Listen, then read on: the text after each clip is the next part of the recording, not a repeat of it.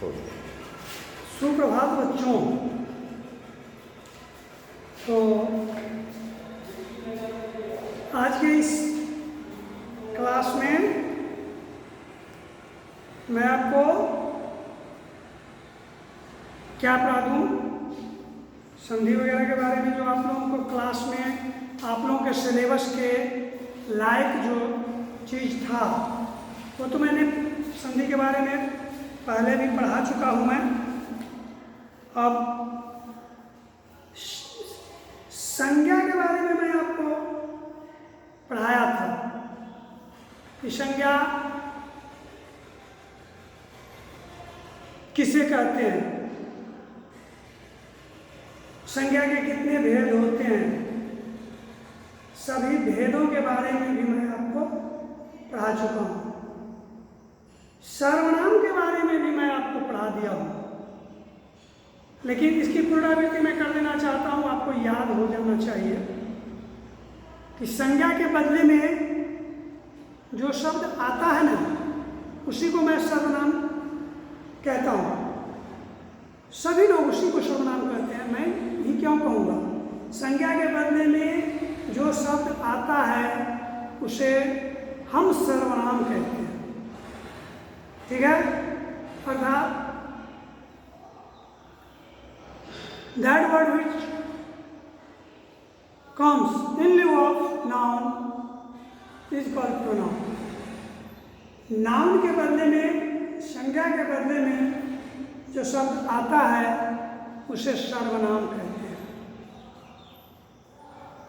सर्वनामिक शब्द हुआ मैं, तुम, वह, आप, यही सब। या, वह, ये सब जो है जो किसी वस्तु का नाम होते हुए भी उसका हम नाम न लेकर के उसको हम इन शब्दों से सूचित करते हैं, वही शब्द सर्वनाम होता है। मैं अगर कोई शब्द है तो मैं तो सबके लिए है।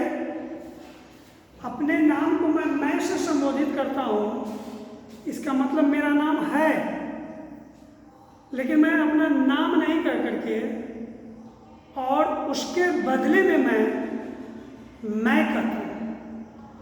मेरा नाम चाहे जो भी हो, राम हो, श्याम हो, हरि हो, गीता हो, सीता हो, जो भी हो, लेकिन नाम तो है।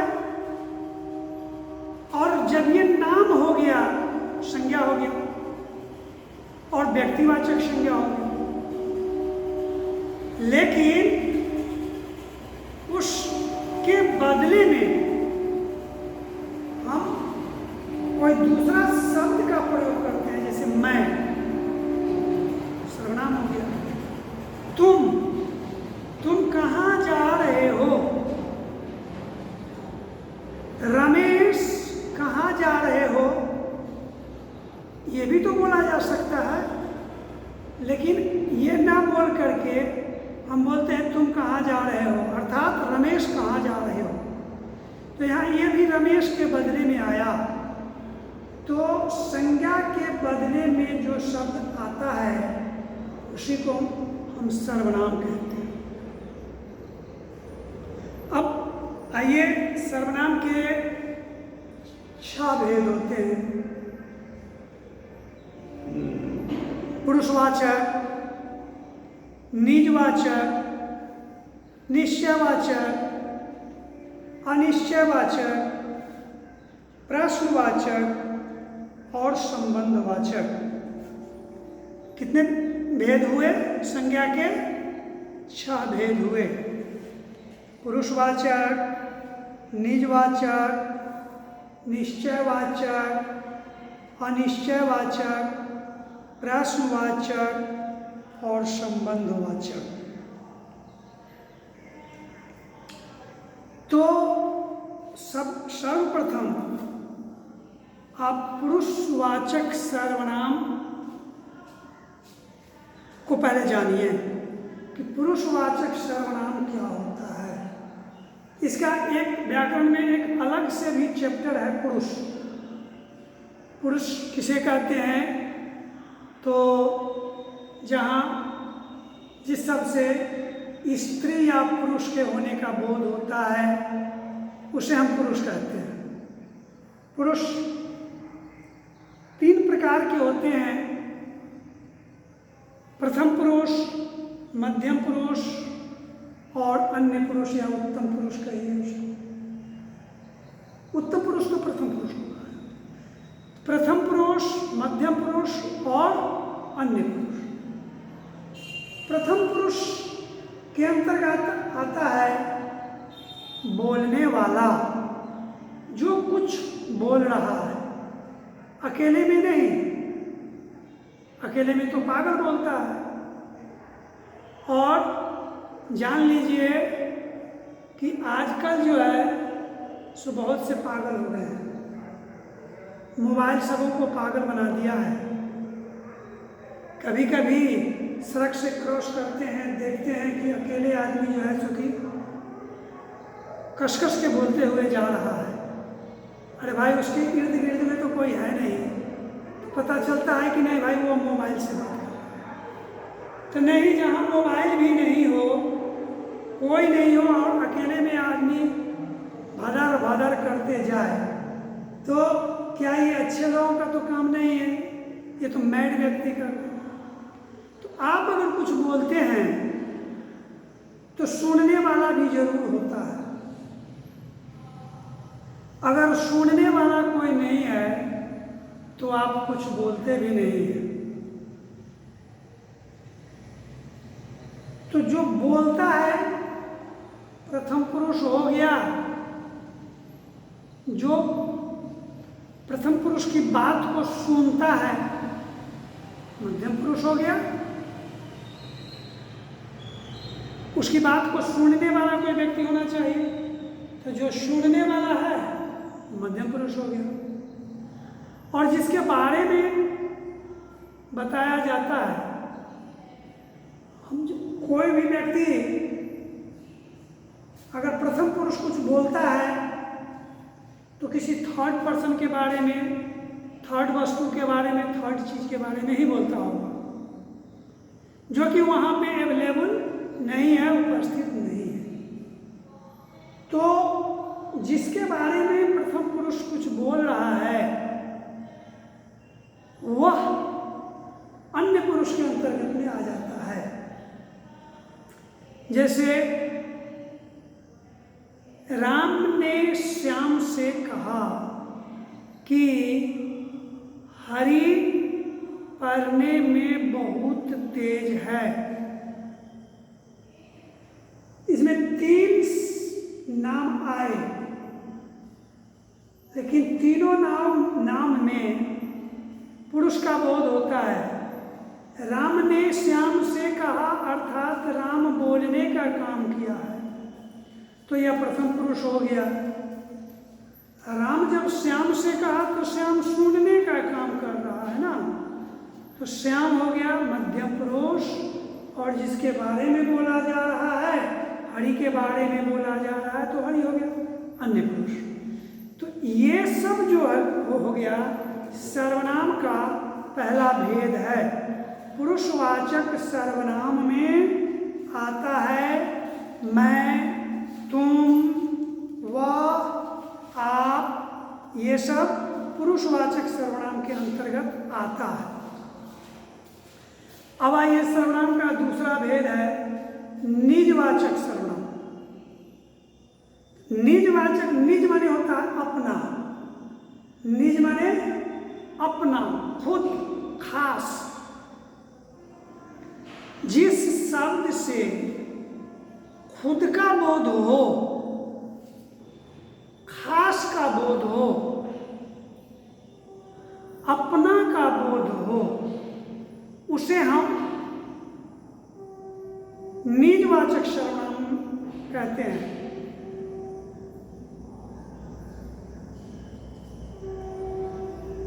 जैसे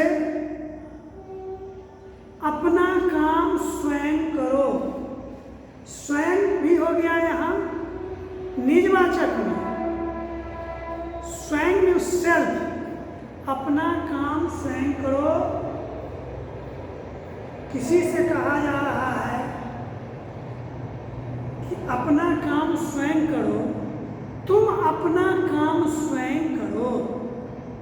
तो स्वयं हो गया, अपना हो गया, नहीं आप हो गया, खुद हो गया, ये सब शब्द निजवाचक के अंतर्गत आता है। इसे निजवाचक संज्ञा कहते हैं, सर्वनाम कहते हैं। जैसे आप भला तो जग भला, है कि नहीं? आप भला तो जग भला। आप कौन? आप स्वयं अपने आप जब भला हो जाइएगा तो जग स्वतः भला हो जाएगा। एक एक व्यक्ति अगर अपने आप में यह सोच ले कि नहीं मुझे भलाई करनी है, तो पूरा संसार भलाई हो जाएगा। आप भला तो जग भला। अपने से बड़ों का आदर करो, अपने से बड़ों का उचित सम्मान दो। तो यहाँ अपना कौन हो गया? निज। मैं अपने से कहता हूँ, मैं अपने से बड़ों का मैं आदर करूँगा, सम्मान दूंगा, अपना काम मैं स्वयं करूँगा। तो ऐसे वाक्य, बिल्कुल सिंपल सी बात है कि वाक्य से ही आपको पता चल जाएगा कि यह निजवाचक सर्वनाम है। तीसरा है निश्चयवाचक। निश्चयवाचक में निश्चितता का बोध होता है। निश्चयवाचक में निश्चितता का बोध होता है।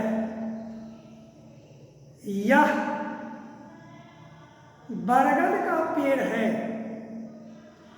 तो हम इंडिकेट किए, यह शब्द जो प्रयोग किए वो बरगद के पेड़ के लिए किए और किसी निश्चित वस्तु के लिए किए। तो यह और वह, ये खास करके दो ऐसे शब्द हैं जो निश्चयवाचक के अंतर्गत आते हैं। और जब यह वह होगा तो उसका बहुवचन ये वे भी हो सकता है। ये बच्चे हैं, ये से निश्चित संकेत का बोध होता है, इसीलिए यह वह ये वे, ये सब जो है सो कि निश्चितवाचक सर्वनाम के अंतर्गत आता है। अब अनिश्चयवाचक सर्वनाम में कुछ खा लो, वाक्य है कुछ खा लो। तुमसे अगर कोई कह रहा है कुछ खा लो, तो कुछ में क्या खा लो? मिठाई खा लो, या पका हुआ मालदह आम खा लो, या रोटी सब्जी खा लो, या चावल दाल खा लो, भरपेट खा लो, या शॉर्ट में खा लो, कुछ पता नहीं चलता है। तो इससे अनिश्चितता, सर्वथा अनिश्चितता ही प्रकट होता है। यह शब्द अनिश्चितता का ही बोध कराता है, इसलिए ऐसे शब्दों को हम अनिश्चयवाचक सर्वनाम कहते हैं। कुछ, थोड़ा, है ना, कोई जा रहा है, तो कोई जा रहा है, कोई व्यक्ति जा रहा है, मैं उसे नहीं पहचानता। अब कौन आदमी जा रहा है? कोई जा रहा है। कोई शोर मचा रहा है, शोर मचाते हुए मैंने नहीं देखा कि कौन मचा रहा है, लेकिन उसकी आवाज़ मेरे कान तक आ रही है, इसलिए मैं कह रहा हूँ कि कोई शोर मचा रहा है। मतलब कोई हो गया, कुछ हो गया, नहीं, ये सब शब्द जो हुआ सो अनिश्चयवाचक सर्वनाम के अंतर्गत आता है। ऐसा ना हो कि कोई आ जाए, कोई में तुम भी जा सकते हो वहां पर, कोई दूसरा व्यक्ति भी जा सकता है। अनिश्चितता का बोध होता है, इसलिए अनिश्चयवाचक हो गया। अब आइए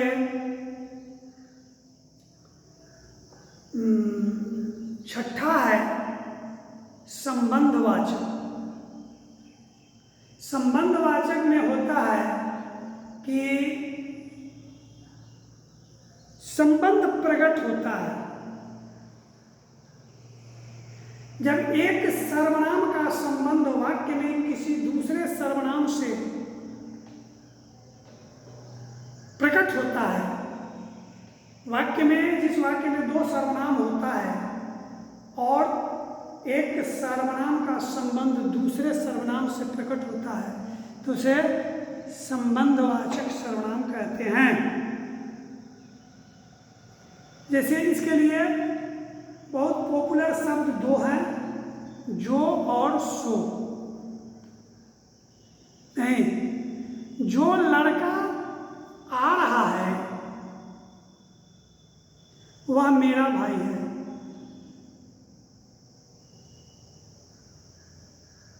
तो जो का मतलब एक संबंध हो गया। नहीं, वह जो ना करे सो थोड़ा है। तो जो और सो संबंध को प्रकट करता है। लास्ट है आपका, इसको तो बताना कोई जरूरी नहीं है, आप लोग जानते होइएगा कि प्रश्नवाचक सर्वनाम वाक्य से पता चलता है कि कोई प्रश्न कर रहा है, उससे उत्तर की पुष्टि नहीं होती है, उससे सर्वथा प्रश्न ही किया जाता है, इसीलिए उसका नाम पड़ गया प्रश्नवाचक शब्द। और किसी वाक्य में जब आप कब, क्यों, कितना, कैसे, कहाँ, क्या, ये सब शब्द जब जोड़ दीजिएगा ना तो ये स्वतः प्रश्नवाचक हो जाएगा। मतलब कि यह प्रश्न बन जाएगा। तुम कहाँ रहते हो? हमको पता नहीं है, हम तुमसे पूछते हैं, तो प्रश्न ही हुआ। तो एवं प्रकार से आज मैं सर्वनाम के बारे में पूरी जानकारी मैं आपको दिया। सर्वनाम के बारे में पूरी जानकारी मैंने आपको दे दिया। अब नेक्स्ट डे विशेषण मैं पुनः पढ़ा दूंगा। यद्यपि इससे पहले मैं पढ़ा चुका हूँ, अब मैं विशेषण की पुनरावृत्ति पुनः कर दूंगा। तब तक के लिए मैं आपसे विदा लेना चाहता हूँ। आप स्वस्थ रहें, प्रसन्न रहें।